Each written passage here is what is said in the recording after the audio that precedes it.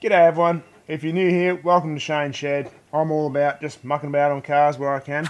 Today I've got my 89 Suburban here. Now, winter is slowly getting behind us. Not quick enough for my liking, but anyway, that's another story. But last summer I attempted to regas the air conditioning in this thing and apparently just pissed out gas from the evaporator. So I'm going to have a crack at changing that out. Going to have a few challenges along the way to get this all sort of sorted as well, just because this vehicle has been converted from the normal left-hand drive to right-hand drive. So for you guys from the US, you might just have to either imagine this flipped over or just watch it for the curiosity that it is. So as you can see, the evaporator here has been, well, you probably won't be able to see it, but right here it's been cut and welded, because normally this when it's flipped over the other side, will rotate.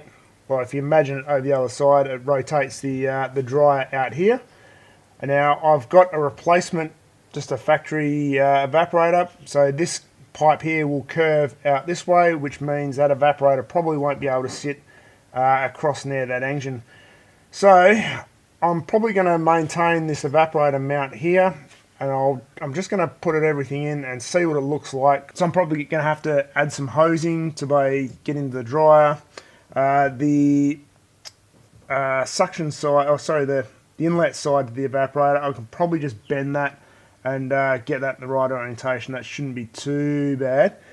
But yeah, this one is going to be, it's not going to be a hassle, but it's just going to be something I'm going to have to mod. It's either that or I go to the extreme of chopping and re-welding like this, but I can't really weld alley at all, so I'd have to get somebody else to do that for me.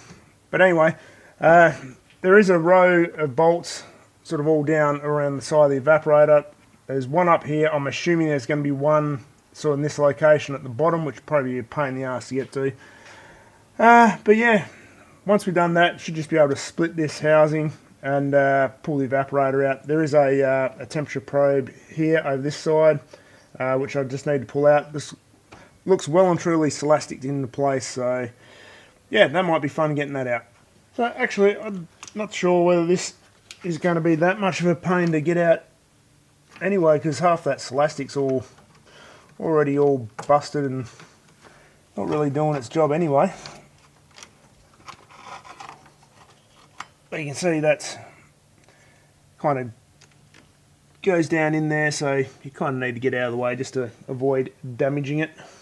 Well, I got the evaporator out, and geez, have you ever seen anything like that? Yeah, she's well and truly blown apart. So I guess that's why it wasn't holding any gas, any refrigerant. So as well, you can see how this has been welded there, modified. I'm pretty sure this one has just been bent and cut short. I mean, I'd done this as a repair earlier because it cracked. And yeah, I don't know whether that's actually occurred when the last regas attempt has just failed and let go, but yeah, I don't know.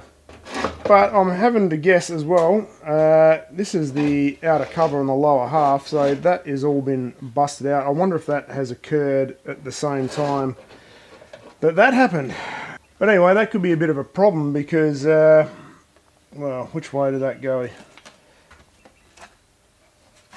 on the outside. Could possibly be a problem because that sits in there and is supposed to seal from the air. So I'm either going to have to find another outer cover, which is not easy in Australia, or do something just to put some bit of rubber, or I don't know, fill that gap somehow. I'll see what I come up with.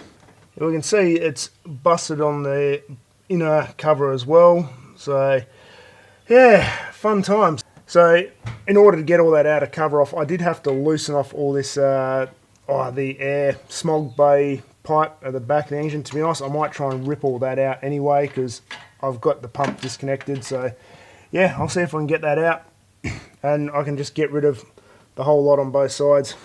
So I've got the evaporator in. So as you can see, this direction for the outlet where the dryer is supposed to go into is just facing the wrong way. The bottom one is totally facing the wrong way, so that needs to be moved. Yeah, to be honest, I was going to look at hosing this top one at least and maybe bending this one around, but looking at it, I'm thinking it's probably just going to be better maybe to just get that chopped and turn 180 degrees. Same with this one, so it's pointing out over this way. I think that's probably going to be the better option, to be honest. I wanted to try and do what I can to keep an original sort of evaporator and use it in that regard, but yeah, I don't think that's going to happen in a hurry, to be honest. It's just not really going to work the way I want it to and look sort of the way I want it to either. So yeah, I'm thinking that's probably going to be the best bay course of action. Well, it seems that this video is going to be a bit shorter than what I actually intended. So obviously that evaporator totally blown out now. I think that when that's blown out, that may have damaged all the evaporator casing on both sides. So to be honest, once that evaporator is in there, it's just going to leak air around it. So at the moment, I can't see the point in changing the evaporator. I don't know. I'm going to have to, at a minimum, change all these casings out both sides, which is not going to be the easiest thing to get a hold of here in Australia. So I don't know, maybe I might just scrap the whole system and go straight to a vintage air. I don't know. What would you do if you're in my boat? Put your comments down below. So yeah, anyway, give us a thumbs up if you liked this little update. And yeah, if you want to see more Squarebody Suburban stuff, subscribe and you won't miss it. Alright, I'll see you in the next one. Cheers guys.